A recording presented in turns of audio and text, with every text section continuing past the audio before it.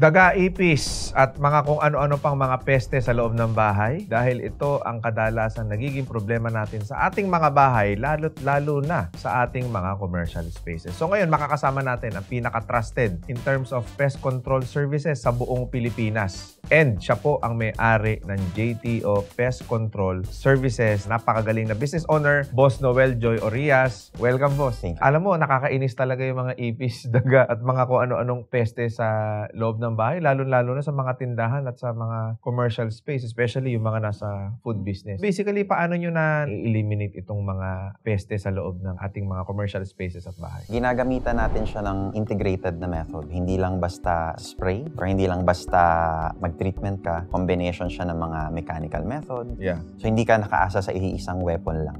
Marami kang arsenal na ginagamit. Ilan taon na nag-i-exist ang business ninyo? 20 years na po. In 20 years, ano yung pinaka-worst experience na nakita mo? Hindi to talaga masasabi nyo na kung hindi to nagpa-pest control, malamang disaster to nangyari dito. Yung isa naming kliyente, bahay siya na may anay. From second floor, lumusot siya, nahulog sa floor niya, napunta siya sa first floor. Naantala yung treatment namin nun kasi yung kliyente, kinailangan dalhin sa hospital. Pagkakatanda ko, Pasig, parang gumiba na talaga yung bahay niya. So ano yung nagiging cause? Bakit naging ganong kalala yung sitwasyon ng kanilang pwesto? May anay yung bahay. In fact po, ang anay, hindi mo kailangan ng matapang na pang spray dyan. Sobrang daling patay ng individual na anay. Kaya lang, ang concern kasi doon, yung reyna. Dahil 35,000 na anay, kada araw ang pinapanganak ng reyna. Aabot yun ng milyon sa isang buwan. Ngayon, kung isprayhan mo lang ng kung ano-ano, para ka lang tatabas ng damo. Yung reyna, as long as buhay yun, magpo-produce siya eh. So, yun ang hindi kayang gawin ng mga normal na pinapang-spray natin na chemical. Na yun naman yung meron kami, mga methodical na paraan para mapatay yung queen. Saan man ang galing yung mga reyna na yun at paano nag-produce ng maraming reyna? Ang termite, very beneficial siya sa environment. Kung may punong namatay, natumba, kung walang termite, hindi babalik yung nutrients nun sa lupa agad. Pero kung may termites, kakainin nila yon at mababalik agad sa lupa ang nutrients. Kaya nga lang, hindi naman alam ng anay na yung bahay mo ay di dapat nila kainin. Dahil patay na kahoy, kailangan nilang kainin eh. So, anong nangyayari? Galing sila sa environment lang. Pwedeng sa mga bahay din na may termites na. Sila yung mga one day, mga around season ng tag-ulan. Kagayang lalabasan sila mga gamo-gamo. Pag dumapo yun sa bahay mo, at walang protection, hindi ka treated ng anti-termite, yung gamo-gamo na yon, magiging queen yun. Okay, so ngayon ko lang nalaman na ang gamo-gamo pala, yan ang nagiging queen na anay. Before kasi mag-produce ng gamo-gamo ang anay, usually mga 1 to 2 years old na yung colony niyan. So, the fact na maraming gamo-gamo, ibig sabihin maraming anay din dyan? Yes. Dami ko natututunan ha, Boss Noel ha? Kahit po concrete yung bahay, talagang kaya siyang kainin pa rin ng termites, yung mga wooden materials po. Tumatago siya sa concrete eh. Pero yung anay ba nagiging gamo-gamo? May parts lang ng termites na sila yung designated para maging gamo-gamo. So may special species? Yes. May special na member ng colony. Alates ang tawag doon. So may worker termites. Sila mainly kumakain ng bahay mo. May soldier termites. Pag ginambala mo sila, ito yung kakagat sa'yo. Okay? And then, meron kang mga reproductives, which is ito na yung alates, na nagiging king and queen. Lahat ng ito, nanggaling ito sa king and queen. So si king and queen, si gamo-gamo? Sila yung dating gamo-gamo. At nag-start na ng colony, nagiging king and queen. Kasi ito talaga yung pinaka-concern ko, boss yung ipis na lumilipad. Paano mai-eliminate yung mga ipis na yan? Malaking part talaga ng control ng ipis is yung cleanliness ng bahay. Kaya lang, malinis yung bahay mo, yung community, hindi mo kontrolado eh. Exactly. May mga drainage dyan na pwedeng pumasok sa bahay mo eh. That's the time na talagang ginagamitan natin ng pest control methods yan. May nakita silang food sa bahay mo, doon na naglungga, doon na dumami, hanggang sa nakakapeste na sila. Paano nyo ini-eliminate? Ginagamitan na natin ng mga residual chemicals, mga gel bait. Yun yung mga may pagkain din ng ipis. Pag kinain nila, sila mismo parang nagiging lason sila sa kasama nila. Kasi ang patay na ipis, kinakain din ng kapwa ipis eh. Galing pala, no? May mga special chemical na kung pwedeng maka-eliminate. Isa pa sa concern ko talaga, yung daga. Daga ang malaking factor dyan, yung community. Ang isang best way to get rid of rats is yung sealing talaga. Kumbaga, lagyan mo ng harang and everything. Pero pag nakapasok na sila, doon na kami pumapasok din. Normal na ginagawa, bumibili ng traps, ng mga laso na nabibili sa palengke. Ang problems kasi with traps, ang daga ang pinakamatalinong peste na meron tayo. Ganon? Yes, kasi makahuli ka ng isang pirasong daga, sisigaw yan eh. Lahat ng ibang daga, malalaman na nila na yung ganong klase ng trap, be it pandikit, cage trap, huwag kang lalapit doon kasi mamamatay ka. Talagang very... ganon? Yes, may communication means sila. Usually kasi ang ginagawa ginagawa niyan, inuhuli sa trap, tapos bubusan nila ng mainit na tubig para mamatay. Yung sigaw na yun, nakakarating yun sa ibang daga. Yes po. Actually, the moment na matrap siya, nagkakaroon na yun ng distress signal. Kaya ang ginagamit natin dyan, ang mga pinaka-effective, combination nun, and mga anticoagulant baits. Paano yun? So, yung mga normal kasi na laso na nabibili sa palengke, Oo. pag kinain mo, mas konsumido ka pang namatay siya kasi ang baho-baho ng bahay mo. Yung ginagamit natin, pag kinain nila yon, lumalayo sila sa property. Pumapasok sa imburnal, naghanap ng tubig, lumalayo sila sa property, doon sila namamatay. So, walang bumabaho. Okay, may mga ganun pala, no? Yes po. Gaano kagandang negosyo ang pest control services? Well, nung una talaga, gusto lang namin may makain kami. Hindi naman namin akalain na pag pala inayos mo ang trabaho mo, ginalingan mo, pwede ka palang umunlad. Ikwento mo naman sa akin yung journey mo, paano mo na-discover itong negosyo na to, at paano ka umasenso dahil sa negosyo ng pest control.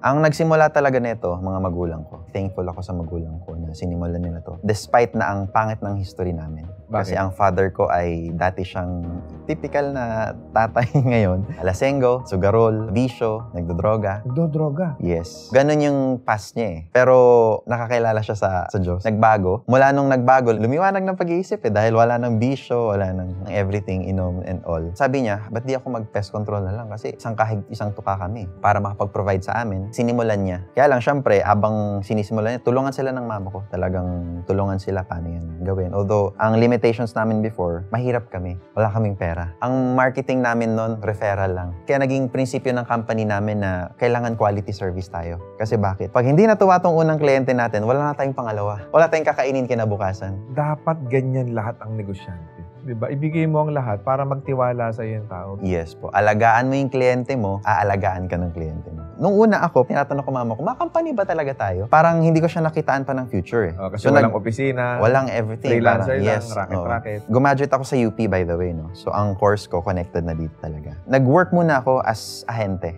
Sales sa feed industry yun eh. Ang binigay sa aking area, sobrang hirap. Ano yun? Parang expansion area siya. Ang nangyari, sobrang hirap nun. Gusto ko nang mag-resign. Ang hirap-hirap naman ito. Sabi din ng iba kong kasamahan, ang pangat ng area binigay sa'yo, mag-resign ka na lang. Payong kaibigan. Sabi ko, sayang naman yung pagtitrain ko.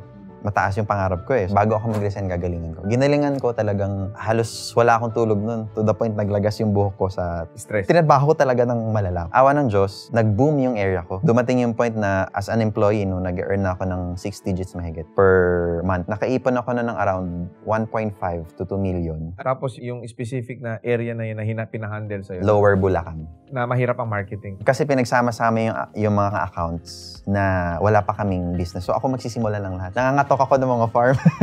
Tao po. Farm po ba to? Ganun. Talagang bata pa lang ako. Naranasan ko na maglako ng pandesal sa mga squatter areas. Hindi naman kami sobrang hirap na nun, pero para lang matrain ako. Nung nakaipon ako, wala kami sariling bahay. Sumuli ako ng bahay na ginawa na yung bahay office, sasakyan para makaikot ako. Nung time na yon, ikabado ako nun eh. Kung magre-resign pa ba ako? Kasi normal employee that time, ng mga pre-pandemic, 2020 or during pandemic, malaki na yung 6 digits a month. Pero ang thinking ko nun, kung itong area na to napag-grow ko, ba't hindi ako dun sa sariling amin? Correct. And then doon ako nagkaroon ng confidence. Kaya actually naging thankful ako na mahirap yung binigay sa akin. Correct. Kasi kung hindi yun mahirap, hindi ako gagaling. Ngayon, nung pumasok ako doon, ginamit ko yun pang-invest. And then hanggang sa nag-start ako mag-add na mga employee, nag-focus ako sa marketing, add ako ng mga additional sasakyan. Nung time na yun, meron akong 600,000 sa bangko. Sabi ko, kung hindi man ako kumita, mabubuhay pa rin kami. Kasi may 600,000 pa ako natitira eh. Kung hindi man ako kumita for the first 6 months, may kakainin pa rin kami. Awa ng Diyos, hindi bumaba yung 600,000 yun. Hanggang sa mas nakilala na yung company namin. No? So nagkaroon na kami ng branches sa Visayas, sa Mindanao. Ilan na branch nyo? 6, 7. Ano yung binabalik-balikan sa inyo ng mga kliyente niyo? Quality service talaga. Since nga na-adapt namin yung kailangan maayos yung trabaho natin, dumating sa point na hindi namin napansin, kami na yung may pinakamataas na 5-star reviews sa lahat ng pest control companies sa buong Pilipinas. Kayo ang pinaka-trusted and reputable pest control service business dito sa Pilipinas. Ito naman yung napansin ko lang sa'yo, Boss Noel, no? Unang-una, masipag ka. Lahat gagawin mo, buong lakas, buong kakayanan mo. And ang isa pang nagustuhan ko sa'yo is yung pagiging excellent mo sa lahat ng ginagawa mo. Pagiging world-class sa ginagawa mo. Bakit sa palagay mo essential sa tagumpay na every time na may gagawin ka, kailangan mong ibigay yung excellent quality service? First, Impressions last eh. Pag yan ang unang nakita ng kliyente sa'yo na maayos ka kausap, maayos yung service, hindi lahat ng transactions smooth. Dapat marunong kang mag-resolve din ng problem. Kasi along the way may naging conflict. Doon nila ramdaman talagang willing akong alagaan ito. Kasi hindi sila pag nagka-problema, bahala ka na sa buhay mo. Pag nagka-problema, ang thinking kasi namin, partner na kita eh. Pag magka-problema ka, yari tayo. Isa pa sa nakwento mo kanina na bata ka palang nagtitinda ka ng pandesal. Gaano kahalaga ang entrepreneurial mindset and training ng magulang sa isang anak? Nung nanglalako ako ng pandesal, mahirap pa rin kami. Pero hindi naman kami isang kahig, isang tukanan nun. Talagang pinagawa nila yun for the sake na matuto ako. And dun lumakas yung sikmura ko eh. Marami ako na-experience during the times naglalako ng pandesal eh. Talagang kailangan pinagpupursigihan at pinaghihirap. Yes po. Yung mga bagay-bagay. Dahil wala namang instant, di mo makukuha ng madali yan.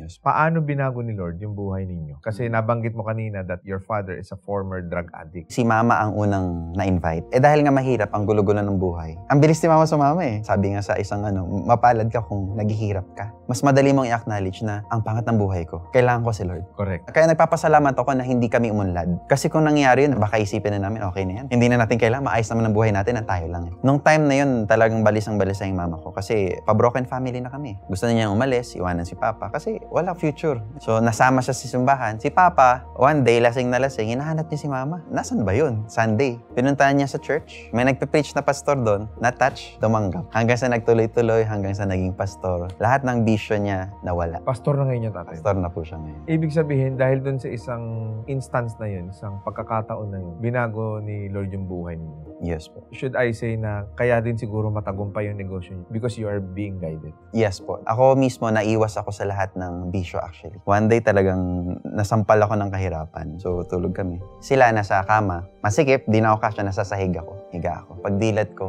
ang nakita ko boss, yero. Alam mong mahirap ka lang pag yero ang nakita mo at hindi ceiling. Ceiling. Totoo yan. Talagang napaluha ako nun. Sabi ko, Lord, hanggang dito na lang ba kami? Hindi ba kami makakaahon dito? Ni ceiling wala kami. Pag uulan, may tutulo sa'yo. Pag tanghali, sobrang init. Sabi ko, baka naman, Lord, pwede mo kaming alisin na sa gantong sitwasyon. Ang hirap-hirap. For the longest time, wala kami sariling bahay. Pagkain, hirap pa kami. Maayos lang ako manamit eh. So, hindi halata ng mga classmates ko na actually naghihirap kami. Kaya talagang nag-focus po ako. Then, nagtulungan kaming buong family. Ang hirap kasi kung ikaw lang mag-isa, magsisikap ka, tapos yung tatay mo mabisyo pa rin. Hindi kakayanin. Hindi kakayanin. Baka bumigay ka. Kaya sobrang laking pasasalamat ko na nagbago siya. Yung mama ko talagang andun, nakasupport. Damang-dama ko yung pagmamahal nila. And yung alaga nila sa amin. Sobrang laking pasasalamat ko na yung mama ko at yung papa ko yung papa ko.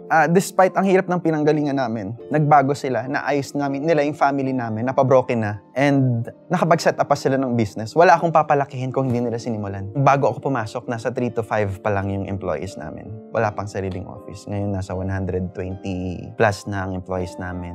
Maraming mga celebrities ang talagang nagtitiwala, nag-endorse even po sa amin. Kaya talagang sobrang laki ng pasasalamat ko sa magulang ko, sa Diyos, at sa lahat ng tao din, mga employees namin na talagang inaalagaan yung kliyente namin. Imagining yourself living in that kind of environment. Tapos nung nag-step in ka, 5 pa lang yung empleyado. Now, at meron na kayong 5 office. Ang galing lang kasi talagang masasabi ba nating himala ito galing sa Diyos? Ang sure ko lang hindi po mangyayari yun kung hindi hinayaan ng Lord. Ang galing, no? Tama yung sinabi mo kanina, nakaka-relate din ako dun. Parang, bakit ba ito yung mga magulang ko? Not knowing na meron palang nakahanda para sa inyo. Talagang sadyang idinadaan lang kayo doon sa ganong klaseng sitwasyon. Ma-advise mo ba na kung gusto mong magtagumpay sa buhay, dapat ang unang step na gawin mo is magbalik loob ka kay Lord? Yun ang unang nangyari sa amin talaga. Kung i-advise man, yes na yes. Kung wala kang gabay, magulo ang utak mo eh. Correct. Madali kang malapit sa mga bisyo, sa mga masarap na ino-offer ng mundo. Paano mo maalagaan yung negosyo mo? Kung nagkaroon kami ng negosyo that time, nag-a-addict pa ang papa ko, hindi pa maayos, may bisyo pa. Broken family na kami ngayon. Exactly. Kasi marami dyan, iniisip nila ngayon umunlad, ang unang hinahanap nila, puhunan. Ang unang hinahanap nila, investor. Ang unang hinahanap nila, oportunidad. Ang unang hinahanap nila, taong tutulong sa kanila. Nakalimutan nila, dapat pala ang unang mong hanapin yung Diyos. Kasi pag nakita mo siya, lahat ng ito magiging available. Ibibigay na lang sa'yo. Yun yung natutunan ko sa story ng buhay mo. Grabe, sobrang nakaka-inspire. Balik naman tayo dun sa business dahil ngayon matagumpay ka na. May bahay ka na ba? Yung naunang bahay ko na binili, since nag-expand, gagawin na rin siyang additional office. May panibago akong bahay na nabili ulit ngayon. Patapos pa lang siya ginagawa. So may bago kang bahay. Yes. So nakuha mo na yung pangarap mo. So babalikan natin, Noel, na dating walang ceiling, nagtitinda ng pandesal sa kalye. Anong gusto mong sabihin sa kanya? Ang gusto kong sabihin sa Lord Salamat sa Lord. Tsaka kung kakausapin ko sarili ko, magpapasalamat din ako na talagang tiniis ko lahat ng hirap din na yun, na dinaanan namin. At kinaya. Kasi maraming beses na gusto ko na lang mag-give up at magpakamatay. So sobrang hirap May time pa na during nung times na hindi pa nagbabago ang mugulo. Lagi akong binubugbog Pero papasalamat ako later on na talagang yung palo na yon from pambubugbog, naging disiplina siya. Hindi na siya basta palo na lang. Niniwala ko yung batang laki sa palo, mas disiplinado sa sarili. Boss Noel, ito yung mga tanong ko. Konkreto yung property ko. Bakit ko kailangan ng pest control?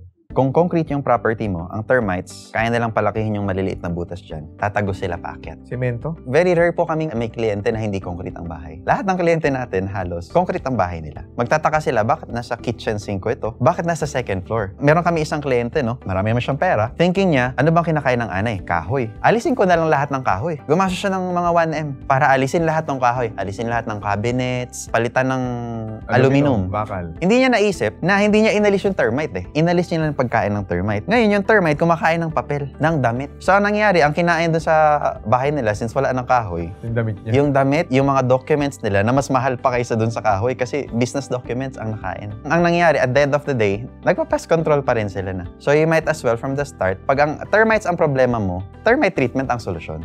Hindi mag-alis, pest control. Hindi mo alisin lang yung mga kahoy kasi nahandun pa rin yung colony Kaya talagang may mga client kami na talagang isa din naman yan sa advocacy namin na tulungan sila makatipid. Kasi ang mahal-mahal ng renovation. Correct. Kagaya na ako, nagpagawa ako ng bahay, talagang dugot pawis, uniyakan ko yan para mapagawa. Tapos kakainin lang ng anay. Yun ang isa sa advocacy namin na protektahan yung mga yun. Itong mga business na iniyakan, dugot pawis ang minus ng kliyente, masisira lang dahil may anay, may ipis. Yun yung motivation namin. Huwag nating hayaang mangyari sa mga kliyente natin yan. Paano yung konkreto, bakal? Dediretso sila sa hamba, cabinets. Wala ka talagang choice. Talaga kailangan mo magpa-pest control. Meron. Iba-iba ang species ng anay, no? May 4 na species yan. Ano yan? Coptothermis jastroy, Microcerothermis losbanionensis, Nasutithermis, at Macrothermis gilbus. Hindi lahat yan tinatalaban ng spray. Iba-iba ang treatments dyan. Per species, even yung pinakamahal na treatment, hindi siya tumatalab sa certain species. That's why, kaya kami ina-identify muna namin. Hindi pwedeng magko-quote lang kami sa inyo. Paano mo identify? Unang tingin pa lang namin, alam ko agad kung anong species yan.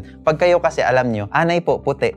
Yun, tama. Pag na-identify mo yung tamang species, malalaman mo yung tamang treatment. May isang way para hindi ka magpa-pest control. Ang colony ng termite nasa ilalim ng bahay. Gibayin mo yung flooring, hanapin mo. Minsan nasa flooring ng neighbor. Gibayin mo rin flooring nila, hanapin mo. Wala kang choice, magpe-pest control ka na lang. You might as well. Kaya nandyan ang pest control kasi mas mura siyang paraan. Okay, baka meron kang gustong idagdag. Anyone po na may kailangan ng pest control services, JTO Pest Control po, one of the most trusted na pest control company sa Pilipinas. Kung gano'n namin kamahal yung company namin, gano'n din namin kaalagaan yung bahay ninyo, yung company ninyo. Kasi talagang napakahalaga niyan. Anyone na may kailangan niyan, you can contact us through JTO Pest Control or JTO Anay sa Facebook and all other social medias po. How about cellphone number, boss? Cellphone number ko is 0975-980-9535.